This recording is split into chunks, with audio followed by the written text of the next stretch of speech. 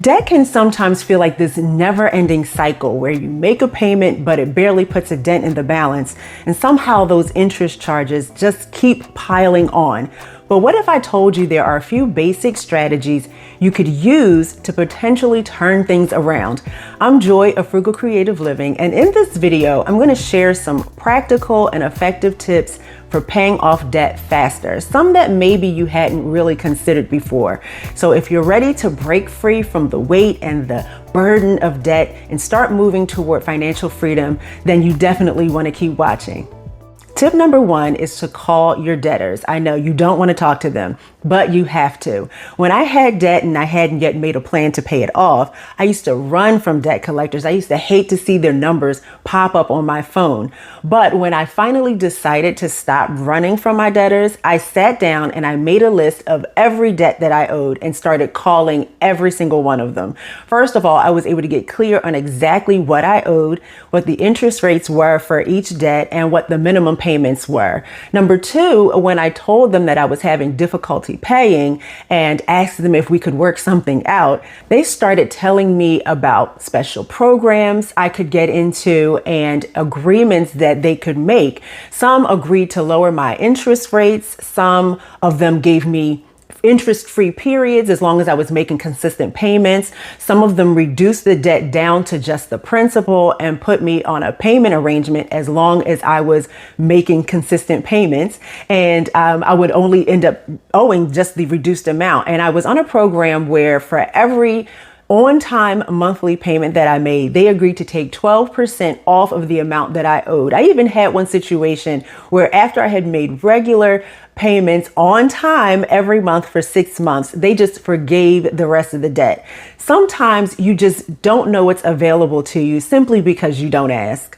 Tip number two is to create a budget. Now, anytime you're trying to accomplish something new as it relates to your money, you should start by creating a budget. It's just going to give you a clear picture of your current income, how much you have available to apply to your debt, and any unnecessary spending that you need to cut out so that you can get your debt paid faster. So you'll be able to see which debt you want to get aggressive with and pay off first. It might be the debt with the highest interest rate that you want to pay off first in order to reduce the amount of interest that you'll be paying over time. Or you could start by paying off the smallest debt first just to get you some of those quick wins. And when you're creating your budget, you want to treat your debt repayment like it's a mandatory bill and prioritize it above your discretionary spending. That's if you're really serious about paying it off.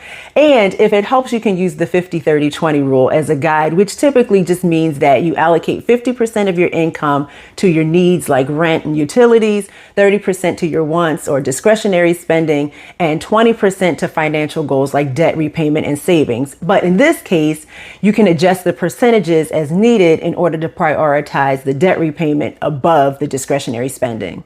Tip number three, if you didn't catch my drift in tip number one, make your payments on time. First of all, it's going to help you avoid those late fees, which are going to increase your balance and make it take longer to pay off what you owe.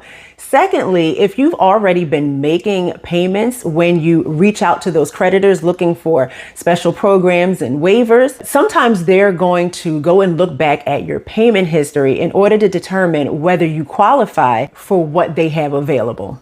Number four is to automate your payments if you can. There is nothing more frustrating than forgetting to make that credit card payment and looking at your account and seeing that they've tacked yet another $35 fee onto your balance.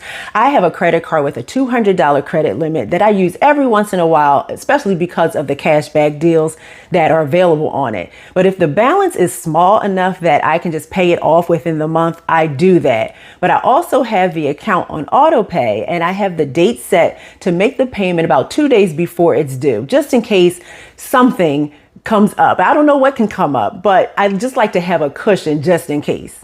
Tip number 5 is to use cash or your debit card only. When you're trying to pay off debt, you want to make sure that you're not introducing new debt into the pot. If you're only using cash or a debit card while you're paying down your debt, it's going to cut off new debt entirely.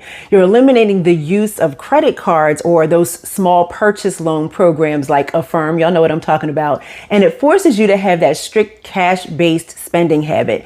I mean, you don't want to keep adding debt on while you're trying to pay your debt off. You'll just have yourself in a debt loop forever. It's just going to help you to prioritize paying off what you owe. So for instance, if you set your grocery budget at $100 per week, you can only use cash or what's in the bank for your purchases. And then when the cash runs out, you have to wait until your next budget period to pick up any additional items you might need, or you make adjustments to your budget to cover the extra expenses. Just don't use credit of any kind. Tip number 6 is to make more frequent payments. If you can swing it and if your particular debtors allow you to make partial payments, my suggestion is that you take your monthly payment and split it into 2 payments, and then making that half payment every 2 weeks instead of making one whole payment once a month. Actually, if you make a payment every 2 weeks, by the end of a year, you would have made 13 payments instead of only 12, which is absolutely great. But even if you don't make a payment every 2 weeks, just making a half payment in the middle of the billing cycle and then another half payment by the due date, you're lowering your principal balance more frequently, which means that there's less interest accruing on the remaining balance throughout the life of the debt. And like I said, some online payment platforms may not allow you to make partial payments, but you won't know unless you try. Now, if you're on a really tight budget, or maybe you don't have a steady and consistent income, this next one might be all that you can do. And that is to make Snowflake payments. And what that means is that you're making small, frequent payments towards your debt whenever your money comes in. It could be from side gigs, selling used or unused items, some savings on a bill. So let's say you budget $100 for groceries for the week, but because you used your grocery store app and applied those digital coupons, you saved $20. Or maybe you earn $15 from selling old clothes on Poshmark. Instead of keeping that money or spending it, you make a Snowflake payment towards your debt. So having a little snowflake coming in here and a little snowflake coming in there and making those payments in small amounts, it's going to add up over time and reduce your debt faster. And those snowflake payments can also help provide a sense of control and consistent progress towards your goal. So in a situation like this where your income is inconsistent or really low, I would suggest that you list out about 10 ways that you can generate a little extra income, and then choose a few of them to focus on each month to help make sure that you have enough to pay your minimum payment amounts due. And really, increasing your income, even if you already have consistent income, can be a great way to speed up your debt payoff process. If you commit to putting all of the additional income directly towards debt repayment, it's going to speed up your payoff timeline and reduce the interest costs. And you don't have to have that side job forever. You can just commit to having it until your debt is paid off or paid down or wherever you want it to be. Tip number 9 is to find ways to stay motivated. Paying off debt requires consistent effort over time. So finding ways to stay engaged in the process and motivated throughout the process can make all the difference in you completing the process. When you start, decide how much you want to pay off and then set a date for when you want to have it paid off.